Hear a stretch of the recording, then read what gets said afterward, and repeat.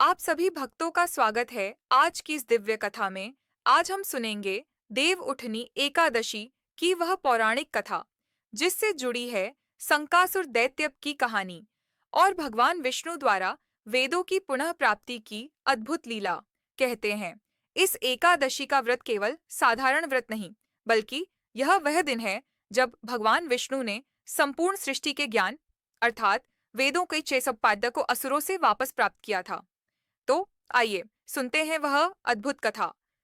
बहुत प्राचीन काल की बात है, जब भगवान विष्णु ने चारों वेदों की रचना की थी, तब संपूर्ण ब्रह्मांड में ज्ञान का प्रकाश फैल गया था। मुनि, देवता सभी वेदों के अनुसार कर्म करते थे, धर्म का पालन होता था और सब तरफ शांति थी। परंतु एक समय ऐसा आया जब संकासुर नाम का एक बलवान असुर उत्पन्न हुआ। वह अत्यंत बलवान, अहंकारी और घमंडी था। उसने अपनी शक्ति से देवलोक पर आक्रमण कर दिया। देवता भयभीत होकर इधर-उधर भागने लगे। संकासुर को यह देखकर बड़ा गर्व हुआ। वह बोला, अब इस ब्रह्मांड का स्वामी मैं हूँ। अब वेदों का क्या काम? इन वेदों में जो ज्ञान है, वह मनुष्यों और देवताओं को सामर्थ्य देता है, इसलिए मैं इन्हें नष्ट कर दूंगा। यह कहकर वह वेदों को हर कर सागर के गर्भ में ले गया और उन्हें वहीं छिपा दिया। जब वेद ही छिप गए, तब सृष्टि में अंधकार फैल गया, ज्ञान लुप्त हो गया, कर्म का विवेक समाप्त हो गया। देवता अत्यंत दुखी हुए। सभी देवता ब्रह्मा जी के पास पहुंचे और बोले, हे पितामह, संसार में धर्म का प्रकाश बुझ गया है। वेदों के बिना सृष्टि अंधकारमय हो गई है। कृपा कर हमें मार्ग बताइए। ब्रह्मा जी ने गहन ध्यान किया और कहा, हे देवगण, केवल भगवान विष्णु ही इस संकट का निवारण कर सकते हैं। चलो, हम सब मिलकर उनके पास चलें।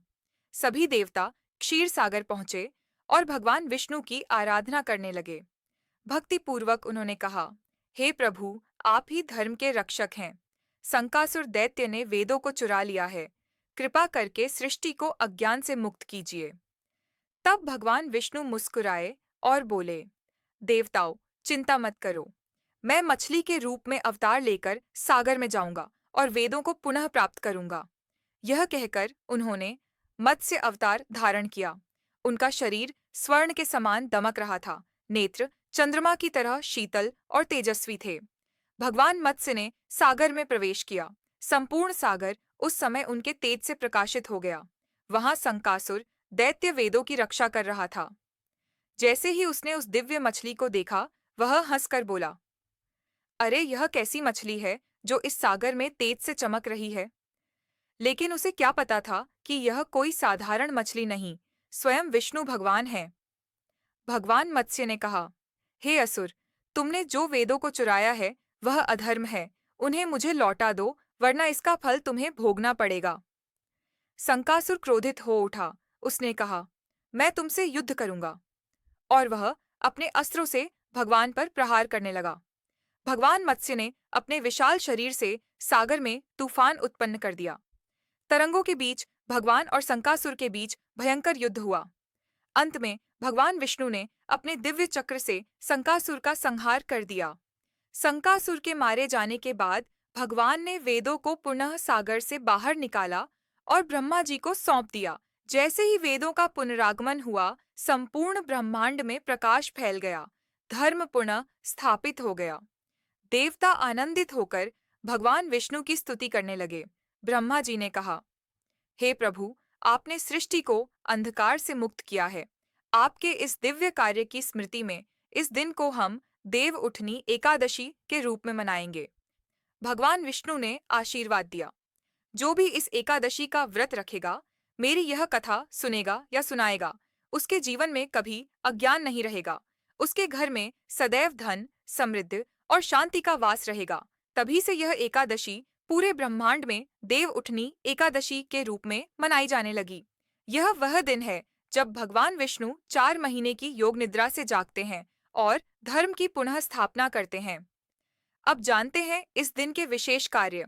इस दिन सुबह जल्दी उठकर स्नान करना चाहिए। भगवान विष्णु और माता लक्ष्मी की पूजा करनी चाहिए। दीपक जलाकर तुलसी माता की आराधना करनी चाहिए। शाम को तुलसी विवाह किया जाता है। तुलसी माता और शालिग्राम भगवान का पवित्र मिलन कराया जाता है। इस विवाह के बाद ही सभी शुभ कार्यों की शुरुआत होती है, जैसे विवाह, गृह प्रवेश, मुंडन और अन्य मांगलिक कार्य। इस दिन का व्रत अत्यंत पुण्यदायी है। जो व्यक्ति इस दिन व्रत रखता है, वह सभी पापों से मुक्त होता है और मोक्ष को प्राप्त करता है। कहा गया है, एकादशी व्रत से बढ़कर कोई दूसरा व्रत नहीं।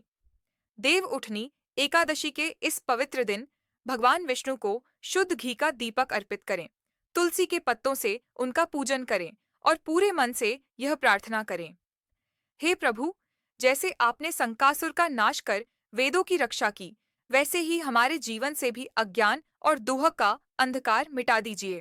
जय श्री हरि, जय लक्ष्मी नारायण, जय तुलसी माता, जय श्री लड्डू गोपाल जी।